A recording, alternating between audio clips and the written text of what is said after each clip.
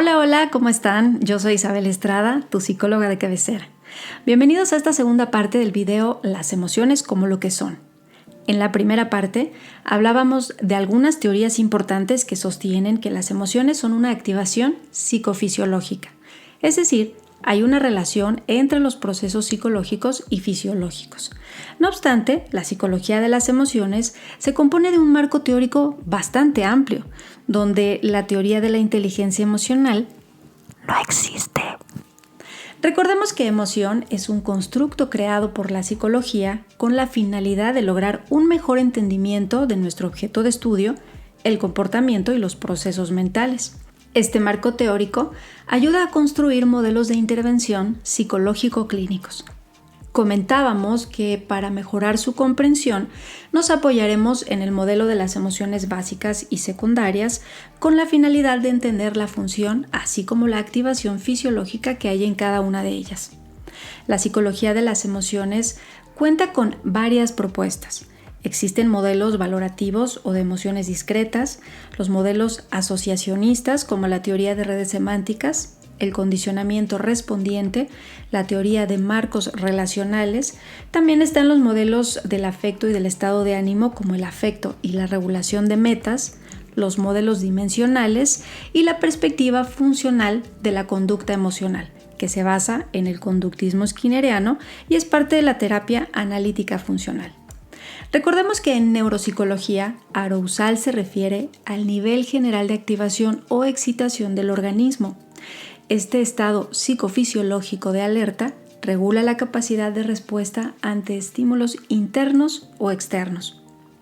Esto es regulación emocional. Su función es optimizar el procesamiento de la información y adaptación a las diversas situaciones, con una valoración enfocada a valores o metas. Una herramienta que desafortunadamente no hemos aprendido a usar y esto nos lleva a estar desregulados. Esto quiere decir que esta alerta, esta activación, puede estar presentando fallas en el sistema, derivado de un mal uso, de un abuso o de un desconocimiento. Afortunadamente podemos aprender estrategias de regulación. Culturalmente, hemos sido mal educados en muchas áreas relacionadas con nuestro autocuidado y desarrollo, principalmente el tema de las emociones. De hecho, estoy armando otro video sobre la conducta alimentaria que tiene mucho que ver con los estados emocionales.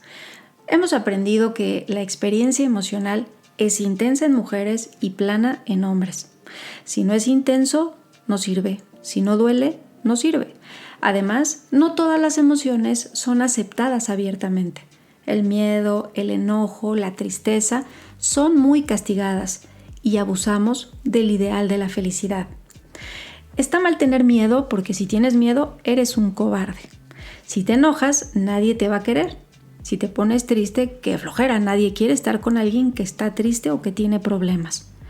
El término emoción negativa se ha tergiversado como algo dañino. Es por ello que hoy por hoy, nosotros los psicólogos, mediante procesos de psicoeducación, debemos llamarle a las cosas como son. Las emociones, aunque hay mucha bibliografía que las denomina negativas y positivas, en su mayoría artículos médicos, que acá entre nos pocos saben de un enfoque psicológico, porque le llaman emocional a todo lo psicológico y viceversa. Y esto es desinformar. Y esto no es un invento mío, porque van a decir, es que a esta psicóloga no le gusta la psiquiatría. No, sí la respeto, pero también hay que decir las cosas como son si eso es lo que estamos haciendo. La medicina ignora con éxito a la psicología, porque creen que con su psiquiatría lo tienen todo. Y no. De hecho, se han inventado el término medicina conductual para terminar de enterrar 10 metros bajo tierra a la psicología y seguir acaparando la salud mental desde su modelo biomédico, cuando de conductismo no saben nada. En fin, por lo anterior y por muchas cosas más, es preferible que sean denominadas placenteras y displacenteras, porque eso nos va a ayudar a mejorar su comprensión y adecuada gestión.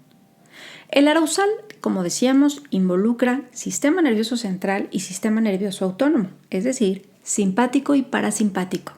Entendiendo esto, sabremos por qué es tan importante que aprendamos técnicas de respiración y distensión muscular, que también les voy a compartir información en relación a esto porque es de cajón, como les decía. Porque no estamos respirando bien y hemos normalizado la tensión muscular. Es más, hemos normalizado que nuestro autocuidado esté en el top 10 de los procrastinados. Y la finalidad de estos videos es que esté en el top 10 de lo que hacemos todos los días. Muy bien, pues nuestras siguientes emociones son ira y asco. Y no quisiera hablar de ellas sin antes hablar del fenómeno de redes sociales. Esta nueva plataforma de control social tiene la capacidad de hacernos evocar emociones. Por ejemplo, miedo a ser avergonzados públicamente. El miedo a la vergüenza es un arma de control. Ira, incitación al odio, hate, funas, desacreditaciones, prepotencia, asco, cringe o desagrado profundo. Y sorpresa, chisme sin fin de redes sociales. El chisme es vida. El problema viene cuando son con la intención de causar daño. Este nuevo tribunal inquisitorial de redes sociales, compuesto por jueces dispuestos a perseguir y castigar, tiene la capacidad de destruir la reputación de una persona en cuestión de segundos. Es que es como ser el buleado de la escuela. Tristeza. Los castigos de la vieja Inquisición iban desde humillaciones públicas, multas, tortura y pena de muerte. Las redes sociales, espacios de libertad e intercambio de ideas, también tienen un lado oscuro, ya que son refugio de turbas que se congregan para señalar, juzgar y destruir. Y eso nos hace vulnerables a todos, no solamente a las figuras públicas. Y he de manifestar en este sentido que estoy molesta en contra de todos los análisis psicológicos que pululan, que suman a la desinformación, a causar daño a personas que por ser públicas no tienen el derecho de analizar, y es estúpido porque no tienen información más que lo que ven en los videos o lo que hay en redes. Es estúpido que analicen con información tan sesgada, tan manipulada, o es estúpido que analicen el lenguaje no verbal. ¿Dónde está su pensamiento crítico? ¿Acaso se les acabó el papel higiénico y están usando el código de ética? ¿O el chillido de tripas está fuerte? Tanto que juzgaron a Marifer Centeno y hacen lo mismo. Pero de ella se espera porque no conoce códigos de ética, porque vive de la farándula y de inventar cosas por amarillismo para los programas que es invitada. Los psicólogos no tenemos licencia de estar analizando a nadie porque, sobre todo, debemos respetar los derechos humanos de las personas que lleguen a encontrarse en el centro de esa inquisición. Esa persona juzgada y criticada por todos podría ser una persona que necesite acercarse a tu consulta. ¿Y cómo lo hará? Si es juzgada hasta por los psicólogos. Esto me hace experimentar frustración, decepción, enojo. Estos pseudocolegas están incitando al odio con sus análisis o pseudoanálisis pasivo-agresivos sin fundamento porque usan los diagnósticos como etiquetas despectivas, como algo que está mal. Eso no es la psicología, al menos no la psicología que se guía por códigos de ética. Nuestra siguiente emoción es la ira. En México ya contamos con un selecto grupo de lords y ladies que, para su mala suerte, han sido capturados, exhibidos y fuertemente criticados por la nueva Inquisición de redes sociales. En Estados Unidos, la corte puede obligarte a llevar terapia de manejo de enojo o Anger Management Therapy. De hecho, hay una película que se llama Anger Management, Locos de Ira en español. Brevemente, porque no les voy a contar toda la película, ¿verdad? Brevemente les puedo decir que Dave, Adam Sandler, es quien hace este personaje, tuvo una experiencia muy vergonzosa frente a muchas personas y principalmente la niña que le gustaba cuando tenía unos 11 años. Eso lo convierte en un joven adulto bastante tímido que tiene problemas para mostrar afecto en lugares públicos. Es por ello que cuando su novia lo acompaña al aeropuerto, pues él se despide como si fueran amigos, le da la mano en lugar de besarla, ¿no? Aborda el avión y todo se torna muy extraño porque él, siendo una persona tímida, pues es muy tranquilo. En el avión hay un malentendido donde una sobrecargo resulta con un golpe y culpan a Dave por su mal comportamiento. Lo llevan a corte y es sentenciado a unas sesiones de terapia de manejo de control de ira. Para él es absurdo porque en todo momento estuvo tranquilo. Resulta que el terapeuta que le asignan era el señor que estaba sentado junto a él en el avión y que además era un poquito invasivo. Y es representado por Jack Nicholson. Después de su primera sesión grupal, Dave insiste que no tiene caso que él esté con todas esas personas que sí tienen severos problemas de ira. Y el terapeuta le dice que va a proponer a la corte doblar el número de sesiones asignadas y explica algo muy importante, y es que hay dos tipos de enojo: explosivo e implosivo. El terapeuta le da un ejemplo.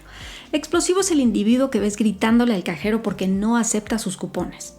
Implosivo es el cajero que se queda callado día tras día hasta que finalmente desvive a todos en la tienda y le dice: tú eres el cajero.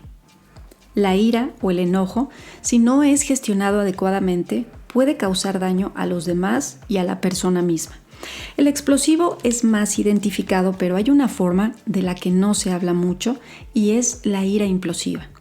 La implosión es un colapso hacia adentro. Diversas formas de psicopatología se describen como excesos o déficit de la respuesta emocional, mientras que la experiencia emocional abrumadora es prevalente en casi todos los tipos de psicopatología. Estos autores nos comparten esta definición. La desregulación emocional es la dificultad o inhabilidad para regular la expresión emocional y permitir el adecuado procesamiento emocional. La desregulación emocional se puede describir como una excesiva intensificación de las emociones, las cuales se experimentan como abrumadoras e intrusivas, o como una inhibición excesiva de ellas, como es la disociación, la despersonalización o desrealización, o bien adormecimiento emocional. Hay personas que se enojan por todo. Hay personas que dicen que nada les enoja. Hay personas que explotan por todo y hay personas que todo se lo callan. Aquí también podemos observar el nivel de tolerancia a la frustración. Hay personas cero tolerancia y hay personas con alta tolerancia. En el caso de la ira particularmente, tanto la explosión como la implosión son expresiones improductivas, desreguladas. El abuso de estas activaciones fisiológicas a la larga pueden ocasionar o agravar problemas de salud, ya que, como les decía, es un sistema que no está funcionando adecuadamente. Cada persona experimentará la ira de forma diferente, dependiendo de la historia personal, el estado de salud y su situación actual.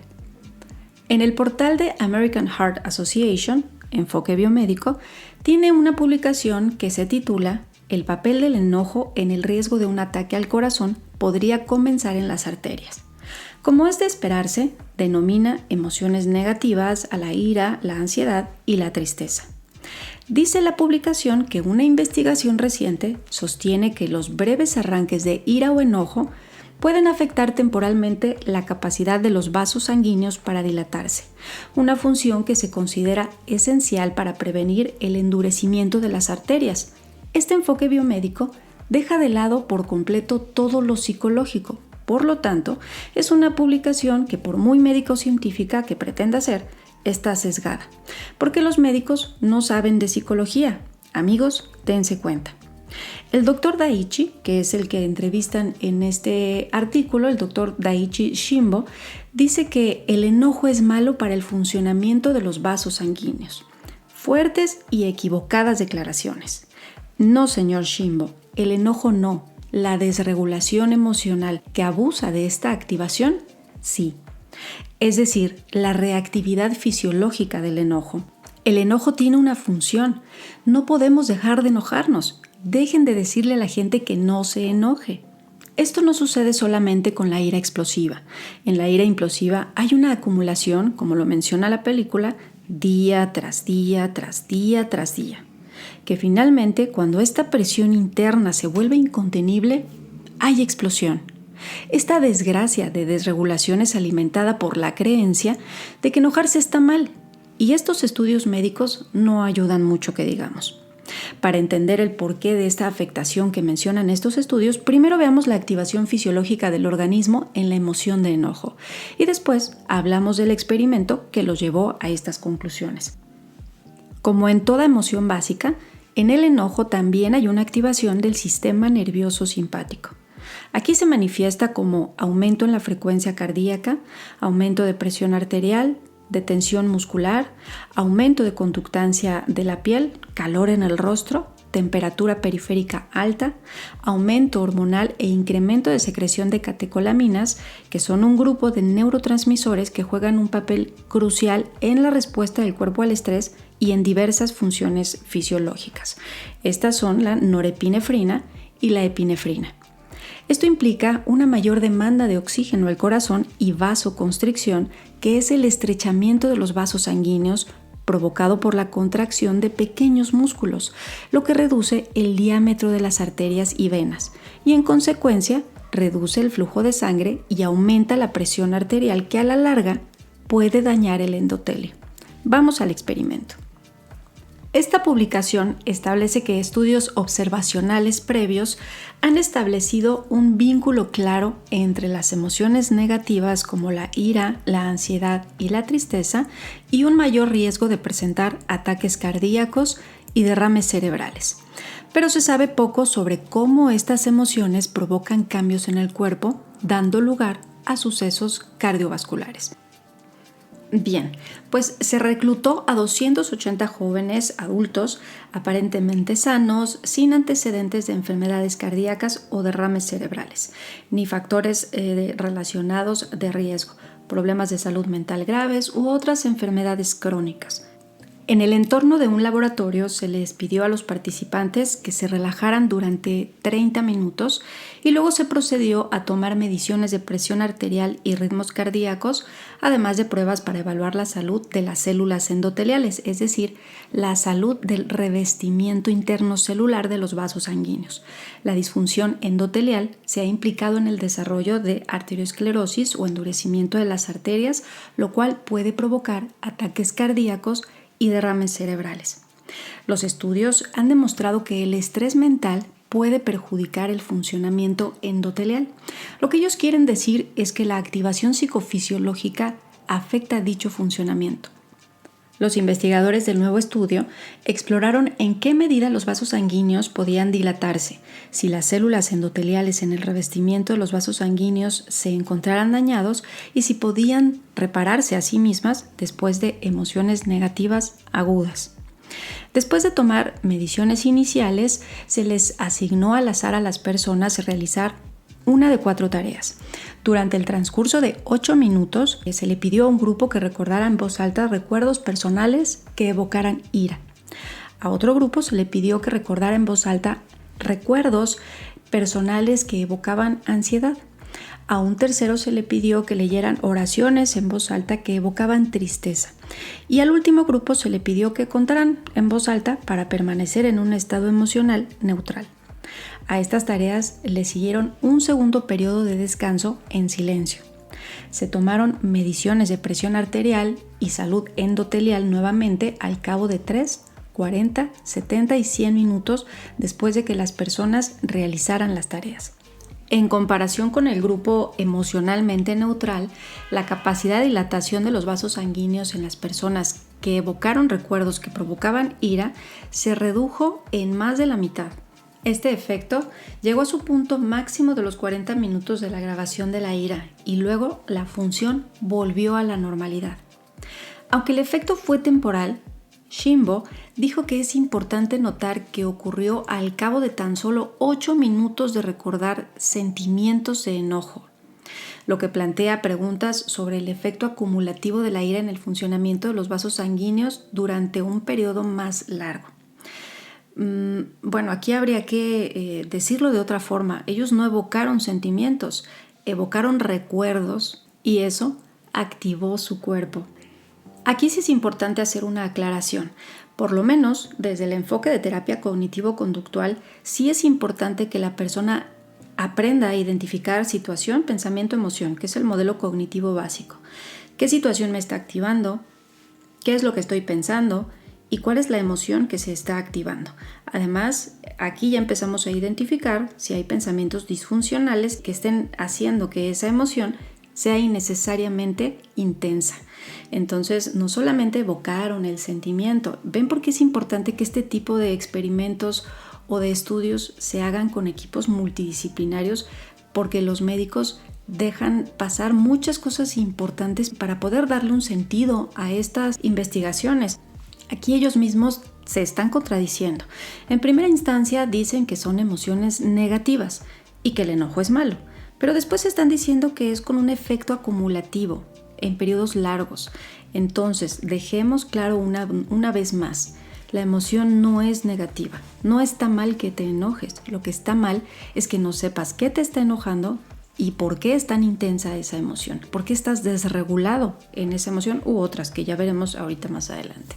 Entonces, sí, como les decía hace un momento, es como este efecto acumulativo. Les decía que somos acumuladores de emociones. Entonces, a veces no estoy reaccionando a esa situación que me está molestando o estoy sobre reaccionando porque ya traigo una carga de desregulación en relación a esa emoción o las demás o todas, ¿no?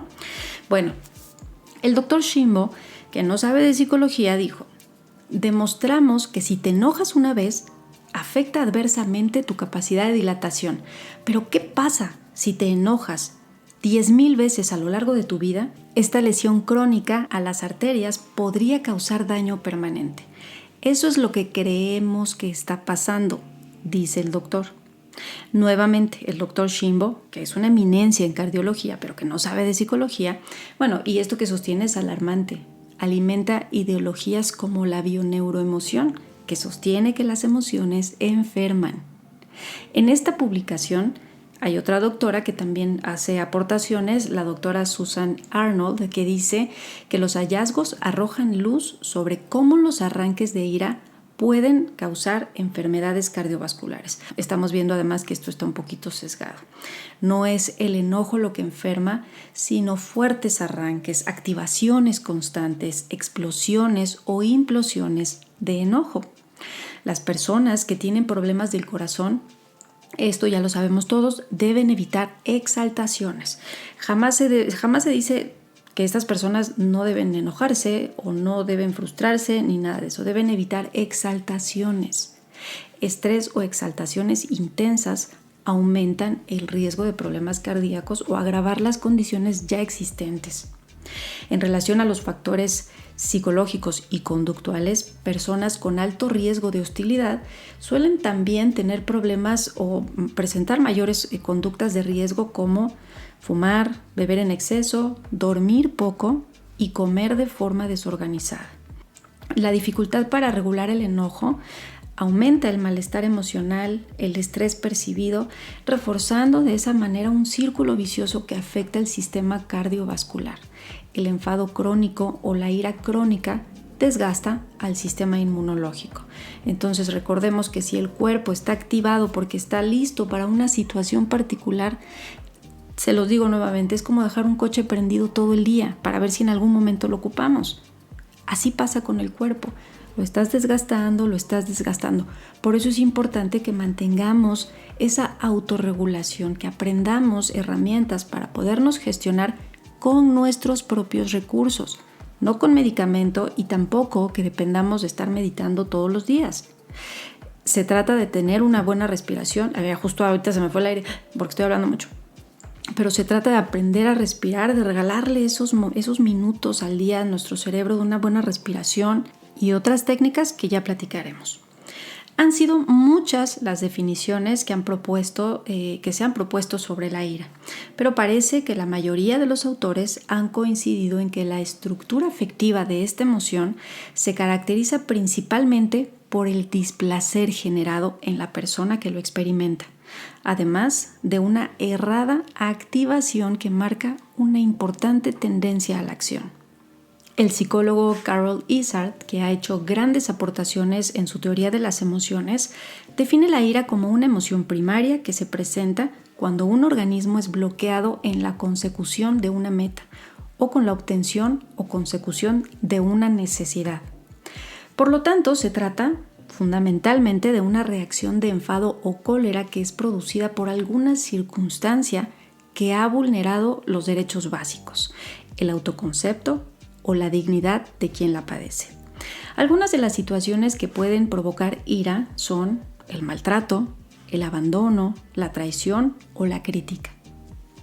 Esta emoción tiene una función también de supervivencia, al ser una reacción que nos facilita la defensa contra posibles agresiones e incluso evolutivamente hablando contra posibles depredadores. La ira y la agresión son socialmente poco deseables porque son más visibles. La hostilidad, sin embargo, puede mostrarse oculta y afecta más nuestro equilibrio psicológico. Las personas que tienen problemas para controlar su ira o que la despliegan de forma incontrolable tienen el riesgo de presentar diferentes trastornos relacionados con la emoción. Bueno, esto de acuerdo al modelo biomédico, ¿verdad? Como pueden ser el trastorno explosivo intermitente, el trastorno depresivo mayor, el trastorno distímico, el trastorno bipolar, que es una alternancia entre episodios de manía y etapa de depresión mayor, el trastorno ciclotímico, que es una alteración muy parecida al trastorno bipolar, pero sus episodios son más leves. Cuando estamos enojados pasamos por un bloqueo mental. Lo que se dice en un estado alterado es totalmente inválido. La persona no está razonando. En estos momentos de intensidad puede haber incluso pérdida de memoria. Hay personas que niegan rotundamente haber dicho algo cuando estaban enojados. Sencillamente no lo recuerdan. Y aquí es cuando podemos llegar a lastimar a las personas que queremos. Y después ya no hay vuelta atrás. O bueno, también esto le puede suceder a los lords y ladies que ya conocemos, que dicen y escupen cosas que después se arrepienten muchísimo, no lo sentían, no lo creían, ellos son buenas personas. En fin, esto es lo que ellos argumentan, pero ya no hay vuelta atrás.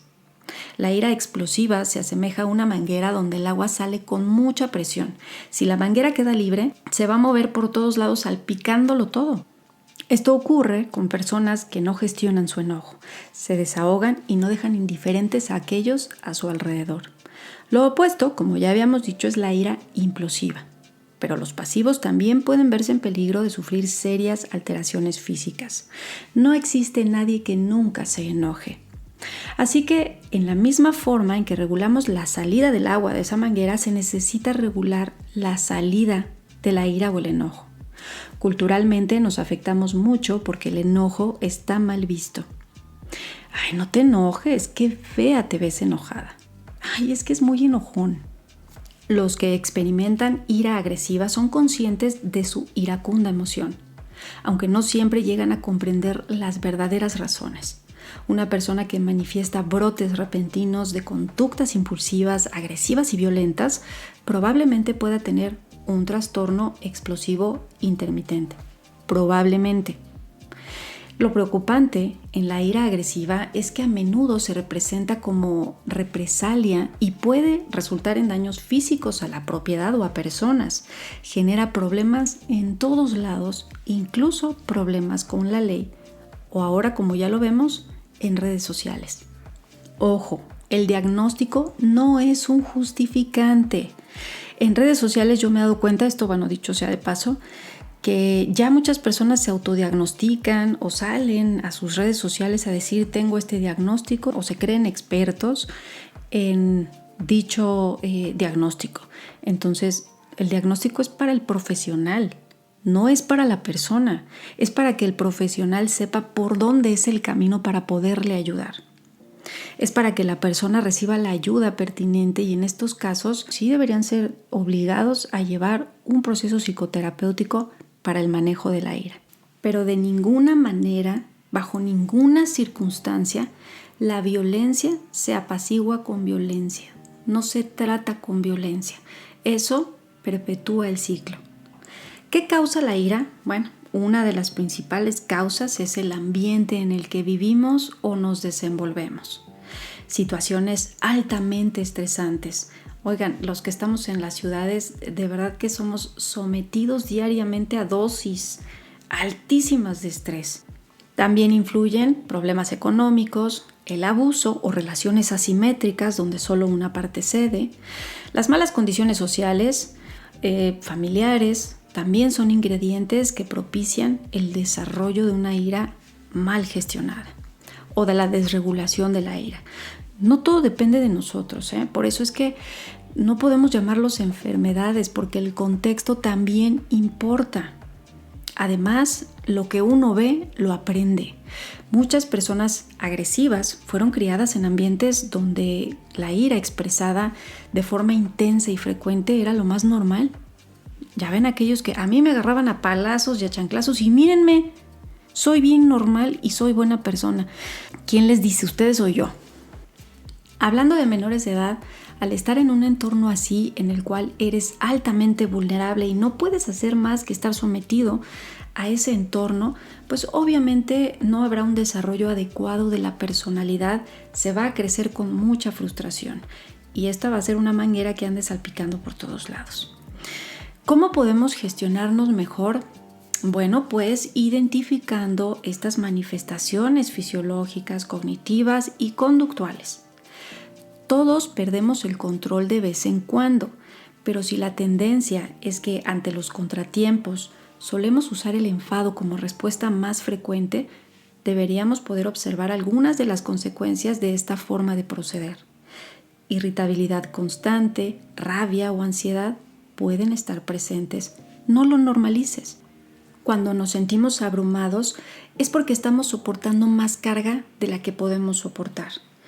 Y tener esta sensación de estar abrumados es porque estamos sintiendo muchas cosas al mismo tiempo o no tenemos ni idea de lo que estamos sintiendo. Lo que sí podemos identificar es malestar.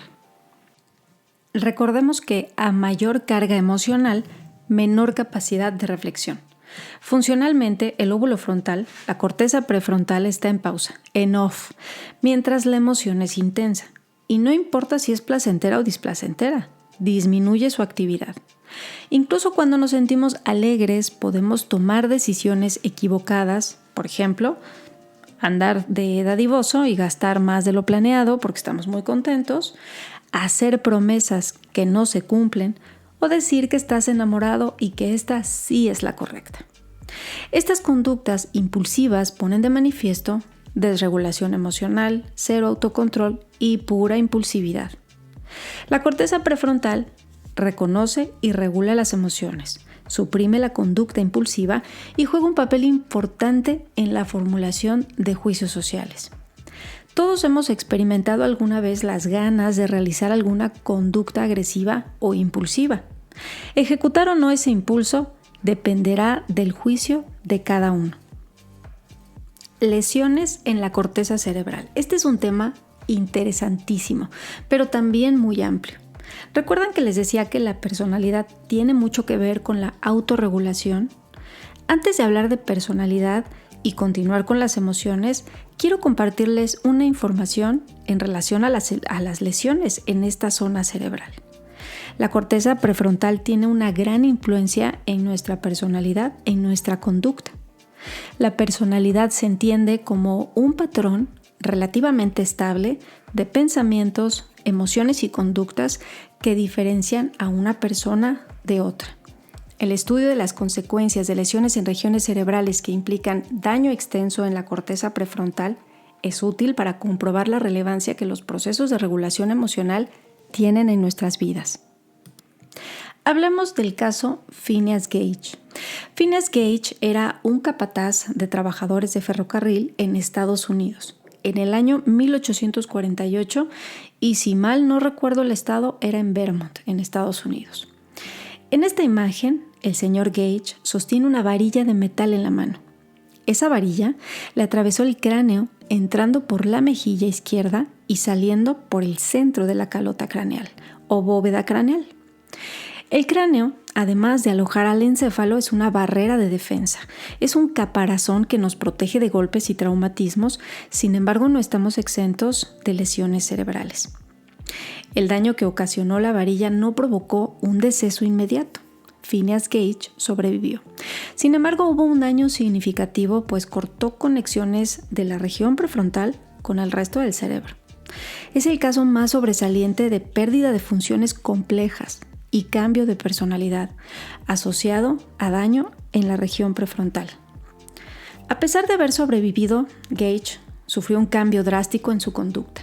Antes del accidente, Phineas era considerado un hombre responsable y afable, quien llegó a ser señalado por sus amigos y familiares como un hombre diferente después del accidente. De acuerdo a la revista Elsevier, Gage fue atendido por el Dr. John Martin Harlow, quien en el año 1848, el año del accidente, escribe una carta dirigida al editor del Boston Medical espérense que me hago bolas, ¿verdad? Boston Medical and Surgical Journal, en el que en esta carta él describe las circunstancias del accidente y el tratamiento médico que le proporcionó a Gage. Eventualmente, como les había dicho, este caso atrae a muchos médicos y científicos, pero no en el momento en el que sucedió. En 1868, el Dr. Harlow presenta el caso en la reunión anual del Massachusetts Medical Society, bajo el título Recuperación del paso de la barra de hierro a través de la cabeza. En este escrito, el Dr. Harlow describe el accidente y sus circunstancias y el tratamiento proporcionado al paciente y la posterior recuperación. Además, agrega información sobre la vida de Gage tras el accidente y hasta el momento de su muerte, el 21 de mayo de 1860, que fue por una crisis comicial o epiléptica. En este escrito es cuando se narran por primera vez los cambios de comportamiento que Gage presenta tras el accidente, y cito a Harlow: el equilibrio entre sus facultades intelectuales y sus instintos animales parece haber sido destruido. Él es irregular, irreverente, entregándose en ocasiones a la blasfemia más grosera, manifestando muy poco respeto por sus compañeros, incapaz de contenerse cuando entra en conflicto con sus deseos, en ocasiones pertinazmente obstinado pero caprichoso y vacilante, ideando muchos planes a futuro que son abandonados antes de ser ejecutados por otros planes, que parecen ser más factibles. Estos escritos pasaron al olvido hasta 1878 para que este caso comenzara a adquirir la autoridad que actualmente posee en la comunidad científica a más de 160 años después del accidente. Es un caso del que se puede hablar muchísimo desde una perspectiva neurológica, neurobiológica. Cada vez que suena esto es porque yo solita me pego en los audífonos, porque hablo con las manos. Perdón si escuchan ese golpeteo. ¿Qué les estaba diciendo? Sí, es un caso del que se puede hablar muchísimo desde una perspectiva neurobiológica, neurológica o neuropsicológica.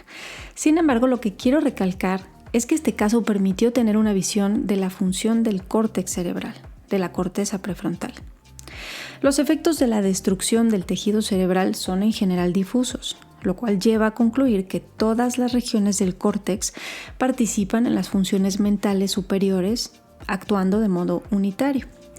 El lamentable caso de este paciente reforzó la concepción que hoy se le otorga a la corteza prefrontal como un conjunto de regiones interconectadas que cooperan para facilitar nuestra capacidad de razonamiento y toma de decisiones. Se trata de un mecanismo que permite un funcionamiento maduro y ajustado a todas las facetas de nuestra vida. Si la personalidad se encuentra en algún sitio, es ahí. No obstante, es insuficiente el desarrollo biológico. Hay que promover el desarrollo de ese córtex, de esa capacidad de razonamiento y toma de decisiones. O sea, venimos equipados con lo básico, pero todos tenemos la capacidad y la obligación de desarrollarlo. Bien, pues hasta el momento hemos hablado de lo que son las emociones, del miedo, la ansiedad y el enojo. Todavía nos falta mucho que decir de las emociones, así que continuemos. Pero antes no te olvides de regalarme un like o un comentario si deseas compartir si ya sabías esto o te estás dando una idea diferente de lo que son nuestros estados emocionales. El asco surge como un mecanismo de defensa evolutivo frente a organismos contaminantes o dañinos para la salud, por lo tanto su función es adaptativa. Pero no solo nos protege físicamente, también ha sido ampliado culturalmente en el ser humano. De acuerdo a Paul Ekman, psicólogo estudioso de las expresiones faciales de las emociones, el asco es una emoción básica, universal, con expresiones faciales reconocibles en todo el mundo. Estas expresiones faciales, al sentir asco, son fruncir el ceño, la nariz, elevar la barbilla, las mejillas. Todos estos cambios faciales están encaminados a comunicar e informar a los que nos rodean que hay algo, ya sea comida, olores, aspectos que no son repulsivos. Paul Rossin, biólogo y psicólogo que ha investigado ampliamente el desagrado, disgust en inglés, Si no has visto una de las conferencias de este psicólogo o pues las entrevistas que le han hecho sobre sus estudios en relación a la alimentación y lo desagradable, ¿qué esperas? Es interesantísimo. Rossin define el asco como una emoción básica y adaptativa. Este psicólogo demostró que el asco evolucionó como un mecanismo de protección contra patógenos, ayuda a evitar alimentos y sustancias potencialmente contaminantes. Más allá de lo biológico, Rossin propuso que el asco se amplía desde lo biológico a lo moral y lo social y describe 3 dominios principales: core disgust, asco nuclear, que es rechazo a alimento y contaminantes; animal nature disgust, que es rechazo a recordatorios de nuestra animalidad como la muerte, el sexo y fluidos corporales; y moral disgust, rechazo a conductas inmorales o violaciones sociales como la corrupción, la traición y la injusticia. El tercer aporte son los principios psicológicos del asco, las reglas cognitivas, como la ley de la contaminación, es decir, lo que toca algo asqueroso también se vuelve asqueroso, y la ley de semejanza, lo que se parece a algo contaminante también provoca asco. El cuarto aporte es el asco y la cultura. Encontró variaciones culturales en lo que provoca asco. Por ejemplo, ciertos alimentos en una cultura determinada están ampliamente aceptadas, como por ejemplo los insectos aquí en México, que no provocan asco, mientras que en otras culturas sin duda sí. Busquen el ranking de los 5 alimentos más repugnantes del mundo y me platican cómo les va. El quinto aspecto es el asco moral y la psicología social. Rossin estudió cómo el aprendizaje social y la cultura moldean lo que consideramos repulsivo. Lo mismo sucede con conductas que son aceptadas socialmente o rechazadas. El asco moral aparece cuando se perciben violaciones profundas de normas como abuso o traición. Rossin argumentó que el asco participa en la construcción de lo que consideramos impuro o inaceptable moralmente. Por ejemplo, muchas culturas asocian el asco con tabúes sexuales, religiosos o sociales. Otro ejemplo de lo que es inaceptable moralmente puede verse con la respuesta que tienen los internautas que han tenido en el último mes, ¿no? Desde mayo. Estoy queriendo, todavía estamos en mayo, ¿no? En relación al tema de Ángela Aguilar y Nodal. Ojo, no los estoy analizando, sino al fenómeno, ya que es un buen ejemplo de lo que la gente considera una conducta socialmente aceptable o inaceptable. Y aquí hay un dilema. Que sea una práctica común no significa que sea correcta. ¿Qué familia mexicana en los últimos 50 años o en su historia no ha padecido del mal de la infidelidad? Algo que muchos años fue un secreto a voces. Las redes sociales han facilitado que las personas manifiesten su opinión. Y es que sabemos que este tipo de conductas relacionadas con engaño, infidelidad, abandono de paternidad, violencia intrafamiliar, hoy por hoy son más señaladas. Pero han existido siempre, solo que nadie decía nada o no se podía hacer mucho. Y dicho sea de paso, antes de 2011 la infidelidad era un delito en México y no por eso la gente se limitaba. Pero aunque ya no pertenece al ámbito legal, sí al moral. Y es por ello que la gente busca cancelarlos como un castigo a algo que moralmente es reprobable y por ende desagradable y repulsivo como es la prepotencia. Otra opinión es la de Robert Plutchik, psicólogo creador de la teoría psicoevolutiva de la emoción. Sostiene que las emociones primarias son un desarrollo evolutivo y que la respuesta a cada una de ellas es la que probablemente ofrezca la mayor probabilidad de supervivencia. En su famosa rueda de las emociones, esta que vemos en pantalla, posiciona al asco como una de los 8 estados emocionales básicos interrelacionado con otras emociones como la confianza o la aceptación. Ahora hablemos de la activación psicofisiológica. ¿Se acuerdan que en las otras emociones que habíamos mencionado hay una activación del sistema nervioso simpático? Bueno, pues en esta emoción hay una activación del sistema nervioso parasimpático y se manifiesta como desaceleración del ritmo cardíaco, enlentecimiento en la pauta automática de respiración, enlentecimiento en el funcionamiento general del sistema gastrointestinal y activa circuitos cerebrales del sistema límbico, incluyendo la ínsula anterior que se encuentra en la profundidad del lóbulo frontal, que además de participar, como ya lo hemos dicho, en la regulación emocional, tiene una función de integrar la información interoceptiva, es decir, la información sobre el estado interno de nuestro cuerpo que construye la percepción consciente de las sensaciones corporales y el mantenimiento de la homeostasis. Todo esto lo experimentamos como náuseas o vómitos, y esto ya involucra también otras áreas como el tallo cerebral, específicamente la ZGQ o zona gatillo quimiorreceptora, una región del cerebro que detecta sustancias tóxicas en la sangre. Todo esto, además de las expresiones faciales de repulsión. En contexto de anticipación o mediante tareas imaginativas, puede observarse una mayor activación simpática, sugiriendo que el patrón puede variar según la naturaleza del estímulo. Es decir, hay una aceleración en lugar de un enlentecimiento, ¿de acuerdo? En psicopatología, hay evidencia de que personas con trastorno obsesivo-compulsivo o fobias muestran mayor sensibilidad de asco, especialmente ante estímulos percibidos como contaminantes. Este aspecto es estudiado en relación a ciertas fobias y a ciertos comportamientos de limpieza o evitación. También se ha revelado que las personas más sensibles al asco son más tendientes al neuroticismo y a la obsesión. Patológicamente hablando, el asco y la fobia están relacionados. Una persona con asco no precisamente tiene una fobia, pero una persona con fobia muy probablemente sí tendrá asco. Una persona que tenga diagnóstico de trastorno obsesivo-compulsivo puede tener asco a la contaminación, a los gérmenes, a la sociedad, a la enfermedad. En estos casos, interfiere significativamente en la persona y esto puede llegar a ser discapacitante y por eso requiere tratamiento para que la persona sea funcional. El asco, aunque al principio es adaptativo, con el tiempo se puede convertir en un problema.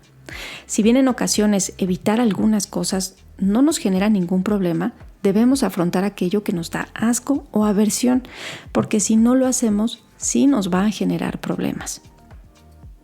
También hay otros enfoques filosóficos y culturales.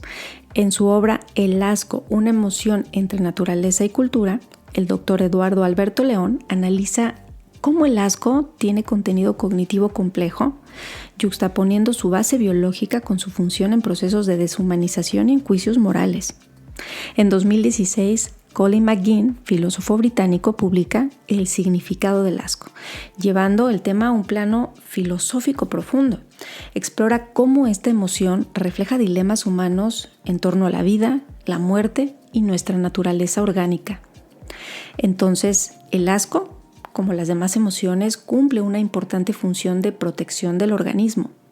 Evita que entremos en contacto con todo aquello que puede ser peligroso para la supervivencia, ya sea insectos, comida putrefacta, materiales infectados o lo que hemos aprendido nos es repulsivo, pero también lo que creamos que es peligroso. Usualmente sentimos asco por algo o alguien o algunos eventos con elevada carga de novedad, con baja agradabilidad. ¿Existe esa palabra agradabilidad? Algo que no nos gusta mucho y nos predispone al rechazo o la evitación de la situación potencialmente dañina, considerando ese daño como una experiencia subjetiva también. Más allá de ser una emoción orgánica, es una emoción que se modula o se aprende culturalmente, por lo que también podría ser denominada una emoción secundaria o social. Acuérdense que esas se aprenden en determinados contextos sociales. Debido a nuestra cultura, generación o experiencias propias, desarrollamos cierta sensibilidad a algo que nos produjo asco o repulsión. No es tanto un problema de moralidad, sino que se ha aprendido. Como bien decía Watson, las emociones se pueden aprender. Hay un concepto interesante, el sistema inmunológico conductual o Behavioral Immune System. Este mecanismo emocional nos aleja de amenazas potenciales, no necesariamente físicas, sino también sociales. Así, comportamientos agresivos o dominantes como la prepotencia pueden generar ese desagrado visceral. Los lords y ladies, que ya conocemos en su mayoría, generan una cierta repulsión social y por lo que se ve, también algunas celebridades. Esta nueva versión de la Santa Inquisición permite la manifestación de la aversión que pueden llegar a generar en personas que consumen este contenido, porque las redes sociales tienen una fuerte influencia en nuestros estados emocionales. El algoritmo nos hace ser nuestros propios enemigos porque anula o disminuye el pensamiento crítico, ya que favorece las creencias irracionales, los sesgos y la distorsión de la realidad al presentarte únicamente aquello que va de acuerdo a tus creencias, tus necesidades, tus pensamientos. ¿Qué podemos hacer para gestionar mejor el asco? Lo primero es entender qué es el asco, cuáles son sus mecanismos y su funcionamiento, y qué consecuencias tiene para el organismo. ¿Qué es aquello que nos es aversivo, repulsivo, desagradable? Esta emoción se gestiona comiendo cucarachas si éstas te dan asco, en sentido figurado. Muchas veces aquello que evitamos es algo importante para nosotros y es importante entender por qué tenemos que hacerle frente a ese estímulo aversivo, ya que dicho estímulo puede llegar a provocar ansiedad intensa. En este video hemos hablado de otras 2 emociones básicas con función adaptativa. El enojo, que nos invita a marcar límites. Recuerda que tanto el enojo explosivo como implosivo son estrategias inefectivas, improductivas. El asco, por su parte, nos ayuda a alejarnos de aquello que puede hacernos daño o creemos que tiene un daño potencial para nuestro bienestar. Recuerda que, de acuerdo a Werner y Gross, la regulación emocional efectiva implica adaptación al contexto y congruencia con la controlabilidad de los eventos internos y externos, así como las metas a largo plazo. ¿Te ha parecido interesante lo que hemos comentado en relación a la ira y el asco? ¿Agregarías algo más? Todavía nos falta platicar sobre la alegría, la tristeza y la sorpresa. Y también les compartiré más estrategias de regulación emocional. Por el momento, vamos comprendiendo por qué no hay emociones positivas ni negativas. No en el mundo de la regulación emocional. Yo me despido contenta de que hayas llegado hasta aquí. Gracias. Bye bye.